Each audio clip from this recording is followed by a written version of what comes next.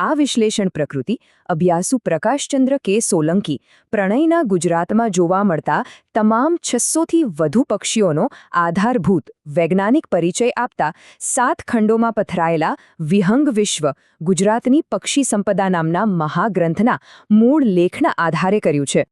સામાન્ય રીતે જ્યારે વહેલી સવારે પક્ષીઓનો કલરવ સંભળાય ને ત્યારે આપણને એમ જ લાગે કે વાહ, પ્રકૃતિનું કેવું મધુર સંગીત છે. પણ શું ખરેખર એ માત્ર સંગીત છે? બિલકુલ નહીં. હકીકતમાં એ પ્રકૃતિના એક અત્યંત જટિલ મિકેનિઝમનો અવાજ છે. એક એવા અદૃશ્ય એન્જિનનો અવાજ છે જે અવિરતપણે આપણી પૃથ્વી અને તેના નિવસનતંત્રને જીવંત રાખવાનું કામ કરી રહ્યું છે. પક્ષીઓ માત્ર પ્રકૃતિનું સૌંદર્ય નથી, તેઓ કુદરતના સાચા ઇકોસિસ્ટમ એન્જિનિયર્સ છે. આજના આ વિશ્લેષણમાં આપણે આ અદૃશ્ય એન્જિનની કાર્યપ્રણાલીને ખૂબ જ ઝીણવટથી સમજવાની છે. તો ચાલો આ વિષયમાં થોડા ઊંડા ઉતરીએ. પક્ષીઓ પર્યાવરણના મૌન રક્ષક તરીકે મુખ્યત્વે 4 સ્તંભો પર કામ કરે છે. પહેલું પરાગનયન, બીજું બીજ પ્રસરણ, ત્રીજું કીટ નિયંત્રણ અને ચોથું મૃતદેહ ભક્ષણ.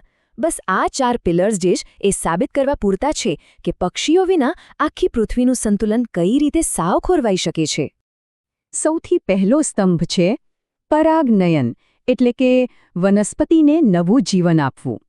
અહીંયા એક બહુ જ રસપ્રદ વૈજ્ઞાનિક શબ્દ સમજવા જેવો છે, ઓર્નિથોફિલી.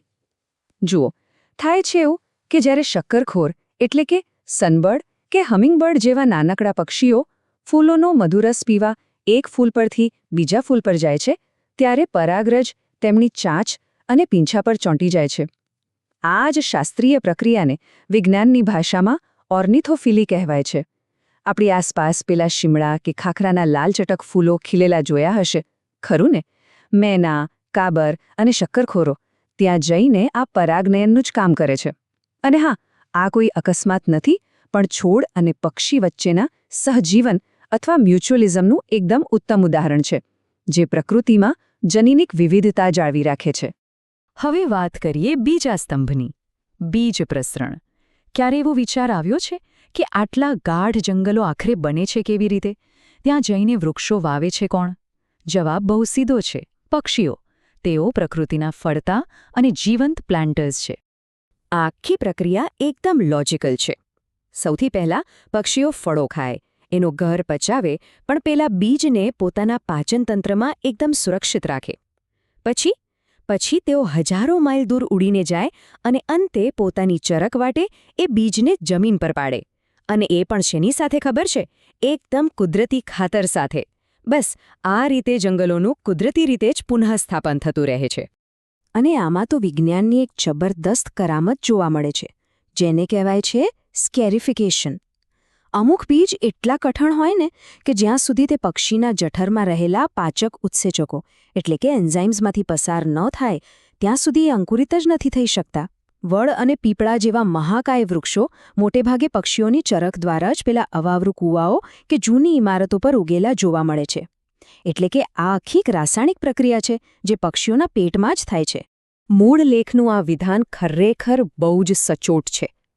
ધનેશ એટલે કે હોર્નબિલ જેવા મોટા પક્ષીઓને સ્ત્રોતમાં જંગલના ખેડૂત તરીકે ઓળખાવ્યા છે.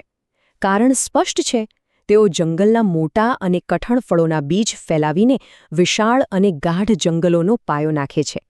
સાચા અર્થમાં તેઓ જંગલના સાચા ખેડૂતો જ છે. હવે આવીએ ત્રીજા સ્તંભ પર, કીટ નિયંત્રણ. પક્ષીઓ કુદરતના ક્યારે ન થાકતા બાયોલોજિકલ ડિફેન્ડર્સ છે. એક કુદરતી કીટનાશક તરીકે તેઓ અવિરત કામ કરતા રહે છે. ચાલો આપણે ખેતીની ઇકોસિસ્ટમની જ વાત કરીએ. કાળીઓ કોશી એટલે કે ડ્રોંગો અને ટીટોડી જેવા પક્ષીઓ ખેતરમાં જોવા મળતી ઈયળો, તીડ અને ઉધઈનો સતત સફાયો કરતા રહે છે. જરા કલ્પના કરો, જો પક્ષીઓ ન હોય તો શું થાય?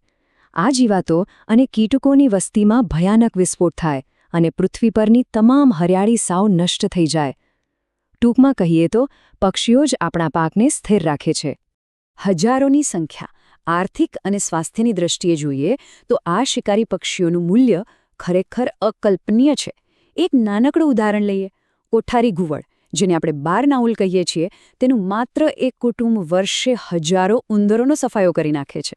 વિચારો, જો આ ઘુવડ ન હોત તો પાકનું કેટલું મોટું નુકસાન થાત અને પ્લેગ જેવા ભયંકર રોગચાળાનો કેવો મોટો ખતરો ઊભો થાત. અને હવે વાત સૌથી મહત્વપૂર્ણ અને ચોથા સ્તંભની, મૃતદેહ ભક્ષણ, પ્રકૃતિની સાયલન્ટ ક્લીનઅપ ક્રૂ, જે ભયાનક રોગચાળો અટકાવે છે. અહીંયા એક બહુ જ ગંભીર પ્રશ્ન વિચારવા જેવો છે. ગિદ્ધ, કાગડા અને સમડી જેવા પ્રકૃતિના આ સફાઈકર્મીઓ જો અચાનક જ લુપ્ત થઈ જાય તો શું થાય? અત્યારે ગિદ્ધની સંખ્યામાં જે ઝડપે ઘટાડો થઈ રહ્યો છે એ જોતા આ કોઈ કાલ્પનિક પ્રશ્ન નથી રહ્યો, પણ એક બહુ જ મોટી અને તાકીદની ચેતવણી છે. વૈજ્ઞાનિક ડેટા આપણને સ્પષ્ટપણે બતાવે છે કે આના પરિણામો કેટલા ભયાનક હોઈ શકે છે. ગિદ્ધ ઘટ્યા એટલે જંગલો અને સીમમાં રખડતા કૂતરાઓની સંખ્યામાં ચિંતાજનક રીતે વધારો થયો છે. વાતાવરણમાં મરેલા પ્રાણીઓ એમ જ પડ્યા રહે એટલે એન્થ્રેક્સ અને કોલેરા જેવા ઘાતક વાયરસ અને બેક્ટેરિયા ફેલાય છે.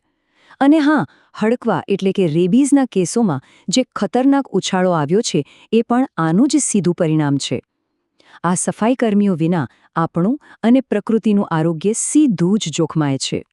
આજના આ વિશ્લેષણના એક બહુ જ નિર્ણાયક વળાંક પર આવીએ. સૂચક જીવ એટલે કે આપણા પર્યાવરણની એલાર્મ સિસ્ટમ. અહીંયા મુખ્ય મુદ્દો એ છે કે પક્ષીઓ સૂચક જીવ અથવા તો ઇન્ડિકેટર સ્પીશીઝ છે. જો કોઈ વિસ્તારમાં પક્ષીઓની વિવિધતા ઘટે ને તો એ કોઈ સામાન્ય બાબત નથી.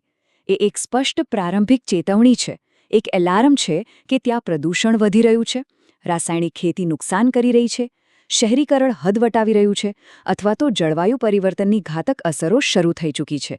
પક્ષીઓની ગેરહાજરી એ પર્યાવરણની બીમારીનું સૌથી મોટું અને પહેલું લક્ષણ છે. મૂળ સ્ત્રોતમાંથી લેવાયેલું આ વાક્ય ખરેખર હૃદયસ્પર્શી છે. પક્ષીઓની પાંખો માત્ર આકાશમાં ઉડતી નથી, તે પ્રકૃતિના સંતુલનને પણ પાંખ આપે છે. આ શબ્દો વાંચીને પ્રકૃતિના આ અદ્ભુત જોડાણ પ્રત્યે એક ઊંડો આદર જાગે છે.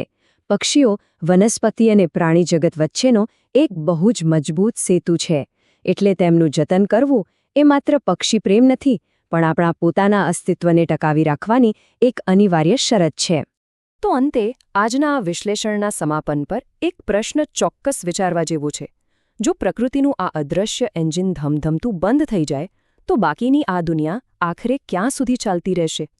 યાદ રાખીએ, જ્યારે આકાશમાં પક્ષીઓ વિહરતા હશે ત્યારે જ ધરતી પર જીવનનું ચક્ર નિર્વિઘ્ન ચાલતું રહેશે.